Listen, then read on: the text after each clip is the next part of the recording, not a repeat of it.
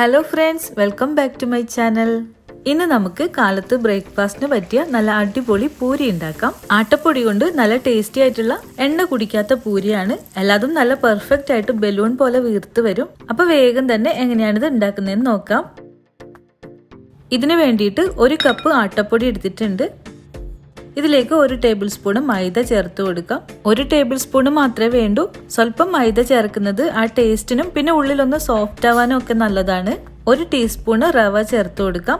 നേരത്തെ നമ്മൾ എടുത്തത് ടേബിൾ സ്പൂൺ ആണ്, ഇത് ടീസ്പൂൺ ആണ്. പുറം ഭാഗമൊക്കെ ഒന്ന് ക്രിസ്പി ആയിട്ട് വരാനാണ് റവ ചേർക്കുന്നത്. ഇപ്പൊ നിങ്ങൾക്ക് ക്രിസ്പി ആവുന്നത് ഇഷ്ടമില്ല എന്നുണ്ടെങ്കിൽ റവ ചേർക്കുന്നത് ഒഴിവാക്കാം. 1 ടീസ്പൂൺ ഓയിൽ ചേർക്കാം. പൂരി ഫ്രൈ ചെയ്യാനായിട്ട് ഏത് എണ്ണയാണോ എടുക്കുന്നത് അത് തന്നെ 1 ടീസ്പൂൺ ചേർത്താൽ മതി. വെളിച്ചെണ്ണയിൽ ചെയ്യുകയാണെങ്കിൽ വെളിച്ചെണ്ണ എടുക്കുക, സൺഫ്ലവർ ഓയിൽ ആണെങ്കിൽ അത് അങ്ങനെ. ആവശ്യത്തിനുള്ള ഉപ്പ് വേണം. ഞാനിപ്പോൾ 1/4 ടീസ്പൂണിലും കുറച്ച് കുറവായിട്ട് ഉപ്പ് ചേർത്തിട്ടുണ്ട്. ഇനി ഇതെല്ലാം കൂടെ നന്നായിട്ടൊന്ന് മിക്സ് ചെയ്തിട്ട് വെക്കണം.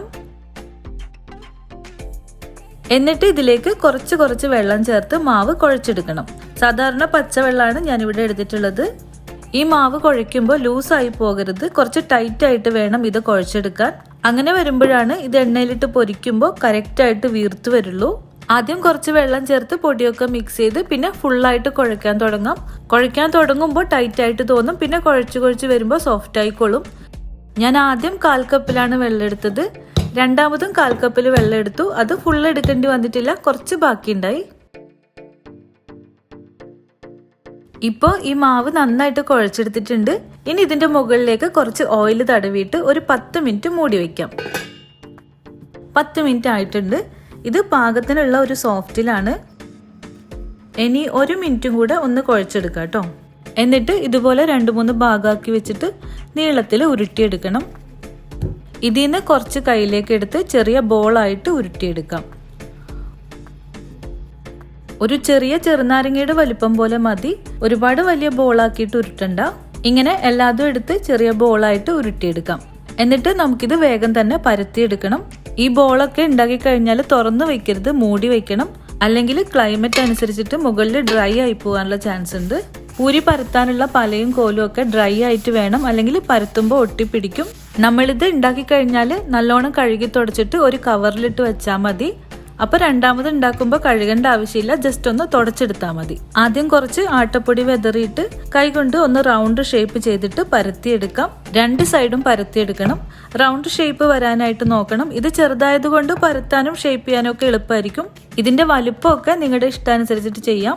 പിന്നെ പരത്തുമ്പോൾ കട്ടി തീരെ കുറഞ്ഞു പോകരുത്, ഒരു മീഡിയം തിക്കിൽ വേണം പരത്താൻ.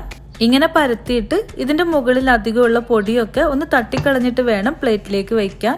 പ്ലേറ്റിൽ വെക്കുമ്പോഴും ഒന്നിനു മുകളിൽ ഒന്നായിട്ട് അടുക്കി വെക്കരുത്, കുറച്ച് വിട്ട് വേണം വെക്കാൻ, അല്ലെങ്കിൽ ലാസ്റ്റ് എടുക്കുമ്പോൾ ഒട്ടിപ്പോവാനുള്ള ചാൻസ് ഉണ്ട്.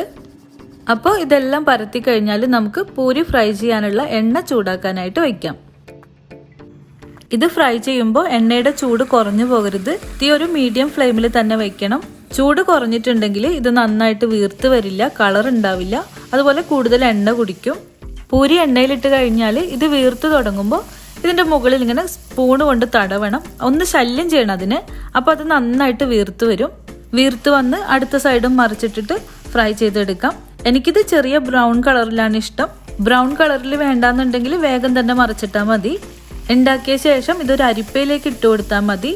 അധികം എണ്ണ ഉണ്ടെങ്കിൽ മാറിക്കൊള്ളും. പെർഫെക്റ്റ് ആയിട്ട് തന്നെ എല്ലാ പൂരിയും നല്ല ബോള് പോലെ വീർത്ത് വരുന്നുണ്ട്. നല്ല ടേസ്റ്റും ആണ് ഇത് കഴിക്കാനായിട്ട്. ഇതിന്റെ കൂടെ കഴിക്കാനുള്ള ഒരു ഭാജി കറി ഞാൻ കുറച്ചു മുമ്പ് അപ്ലോഡ് ചെയ്തിട്ടുണ്ട്, കാണാത്തവർ കണ്ടു നോക്കണം. പൂരിയും ഭാജിയും നല്ല കോമ്പിനേഷൻ ആണ് കേട്ടോ. ട്രൈ ചെയ്യാത്തവർ ഉറപ്പായിട്ടും ട്രൈ ചെയ്യണം. അപ്പൊ ശരി, നമുക്ക് പുതിയ വീഡിയോ ആയിട്ട് ഇനി വീണ്ടും കാണാം. താങ്ക്